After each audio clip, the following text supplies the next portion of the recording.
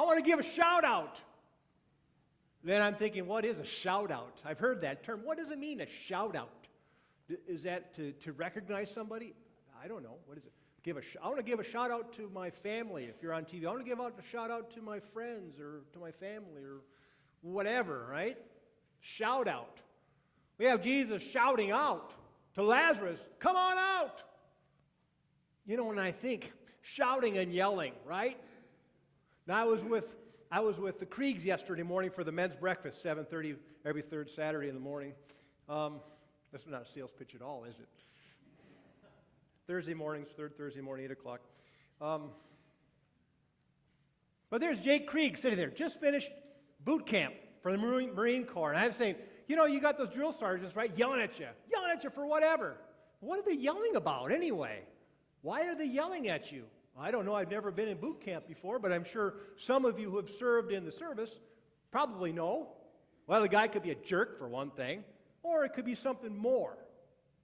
Yelling at these recruits, strip them down to kind of, you know, feel like I'm an independent person and just us and me and them, and is it trying to strip away to make us more of a unit? Take something away so you can build the person back up as a member of a team? Don't be so freaking entitled, you know? Be part of the group. It's more important to the group than you. You do stuff for the group, for the sake of your comrade, your people and your unit. And ultimately, what is he trying to do? Why all the shouting and yelling and all this kind of thing? Basically, in my mind, it's to save lives later on. You better listen. You better snap to, because it's important that you realize who you're with. You watch their back, they watch yours. Best way to keep safe,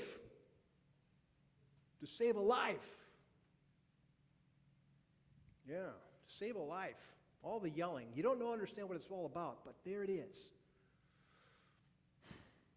So we have Jesus. I want to back up a bit, too.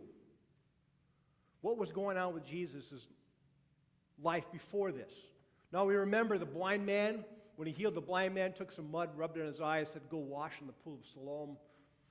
The guy did, and then he was questioned incessantly by the Pharisees. Now really, how did it happen? He said, for the last time I told you, Jesus touched my eyes and said, and I can see now. And then he had some other things going on. He's got the I am the good shepherd speech. You know, the sheep know me and I know them. The festival of dedication, Hanukkah, that's where he was in Jerusalem. Look that up, Hanukkah. When does that fall? The date. Interesting.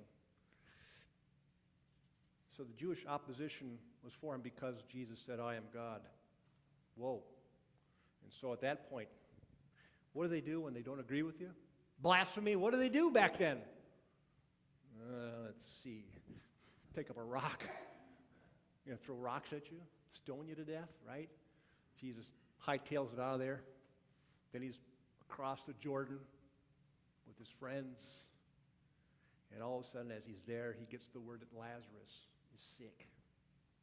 Up to this point, Jesus has been healing people, everybody who comes along, mostly on the Sabbath. Oops. But he's doing great things, and people, he's getting known as a healer, a traveling teacher who heals people, even from a distance. This Roman centurion, my son is sick. Go home, he's fine. Wow. I didn't have to be there. Healed him from a distance. Now the plot is thickening. The drama is building as we go along. Because now Jesus says, I've got to go back to Jerusalem. And the disciples are you kidding me? They're just ready to throw stones at you 2 days ago. Why would you want to go back there? Are you nuts? And of course it's Thomas, right? Thomas the doubter says, well, if you're going to go, I guess we'll just go and we'll die with you then. Showing support and going with Jesus, even though they know it may be a mistake for him to go back to Jerusalem. But in Jesus' mind, he's got to go back to Jerusalem. And why? Oh, boy. Well, we know what's coming, don't we? Lent is leading up to this point, isn't it? Jesus, I'm sure he takes a deep breath. Well, this is what I need to do. But the funny thing is, I mentioned this last week too, They said, he's dying. Can't you be the paramedic that comes and rushes there, puts your siren on and go and heal him before he dies? And Jesus sits down, looks at his watch. He doesn't have a watch, but you know what I mean. Drinks another cup of wine, sits back, and goes, well, I got time. Are you kidding? Why not go now? What are you waiting for? So Jesus makes his way over there, and they're all saying the same thing. If you had been here, this wouldn't have happened. Thanks a lot, Jesus. Of course, Jesus, is like his best friend. Give his shirt off his back for his best friend. Well, give his life for his friends, eventually. They don't know that. He's mentioned it a few times. So the plot is thickening. He's a healer, and now he's waiting for something bigger. They'll see a sign that I'm even more than just the traveling teacher healer. He waits 4 days because 4 days, the spirit, soul, the Jewish people believe that the spirit hovered over the body for 3 days and then was gone. So the fourth day, dead, gone. There was no embalming, so they wrapped him with pure perfumes and pure nard, I'm sure, stuff that really is heavily smelled good because, when the body decomposes. You know what happens if you have a dead mouse in your house and you can't find it, right? I grew up with that a lot. Old farmhouse, you put rat poison out, dumbest thing you could ever do because the mouse dies somewhere, and for 4 days you got to smell this decaying mouse. You can't find it. So I'm sure that at this point, they say, we don't want to roll that stone away because that stone is kind of keeping some of the scents inside that tomb, which is probably small. You got to crawl in there, put the body in. So Jesus says, well, now we're ready for something even more than you thought. Quizzing Martha and Mary. Do you believe that I'm the Messiah? Do you believe in the resurrection and the life? Do you believe that? And they said, well, yeah, we believe it on one level. How are they supposed to know that Jesus is the resurrection and the life?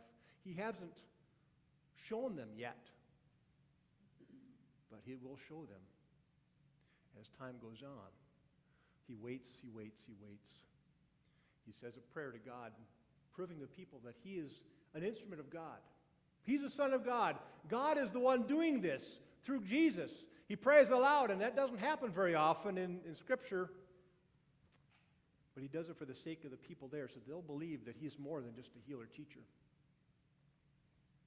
Bring him out. Come on out, Lazarus, to new life. To new life. You were dead, now you're alive. I struggled with this last week. What am I going to do? Sometimes, the left brain, the logic, you can look up commentaries and find all the facts and things, but then you got to make the shift. Go to the right brain for the creative brain. How do I pull this all together to make a sermon that is halfway decent so people aren't... So I think, oh my gosh, I'm just at my wit's end. I should take a break. And I got Netflix, so I'm thinking, I could watch a movie, and I'm thinking, flicking around, regarding Henry. I don't know. So I turn it on. What do you think that story's about? Henry, this lawyer, maybe not the most ethical lawyer, kind of busy, too busy for his family, having an affair on the side. He goes back to some store for some cigarettes. There's a holdup in process. Harrison Ford is the lawyer, Henry. So the guy shoots him in the chest and in the head, and Henry's unconscious for days. He comes back, and the surgeon says, it wasn't the bullet to the head that's causing the problems, to the heart. See, when he shot the heart, then there was a lack of blood flow to his brain. So there's going to be some changes in his personality because some of his brain wasn't fed. So as he heals and rehabilitates, Henry's a different person. Very different from when he started. He spends a lot of time with his daughter, develops a wonderful friendship with her that he never had before, finds his priorities in life. They have to sell their big, expensive condo and move to a simpler home. They had thoughts of sending their daughter to some private school, which she hated. And he had reservations about that because he missed his daughter. It's like he rose from the dead and became something else. He was transformed into a new person. And it gave new life to not only him, but his wife and his daughter. Not only transformed his life, but his family's life too. into something where the priorities are set straight. Jesus brings this Lazarus back to life again, transformed. We don't know much more about Lazarus. He's there with the dinner when Mary, I don't want to give it away, but Mary anoints his feet with oil, this nard, this expensive perfume. And Lazarus is at the dinner. And the Jewish authorities are saying, well, that's next week. I don't want to do that. What is it called? Spoiler alert. Spoiler alert. I don't want to do that either. Don't want to give it away. But with this shout out, Jesus gives life. Ironically, as we approach Easter, and we approach the Passion, there's another shout out by the crowds. It ain't for life. I'll let you think about what that one is. The shout out, the shouting of the crowds. Not for life. But in a way it is. So Jesus is more now than the teacher healer. More things are happening. It's escalating. He's making his way back to Jerusalem for the final days. For the ultimate. For the pinnacle. For the, I can't think of the word right now, but it'll come to me tonight when I'm in bed sleeping.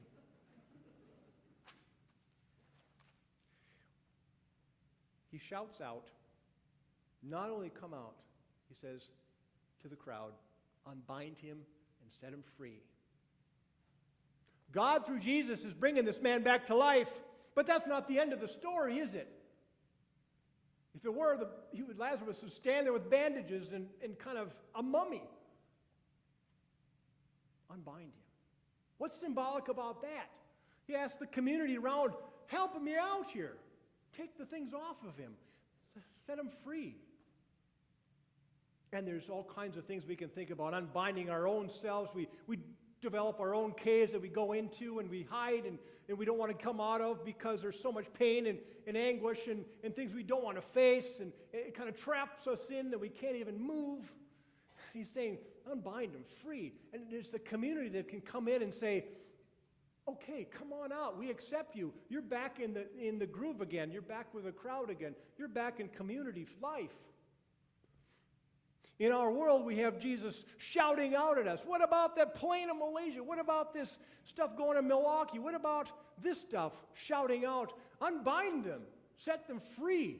And we have all these voices coming out at us. And there's a lot of voices that say we can go and we can help someone somewhere. We can help unbind another person.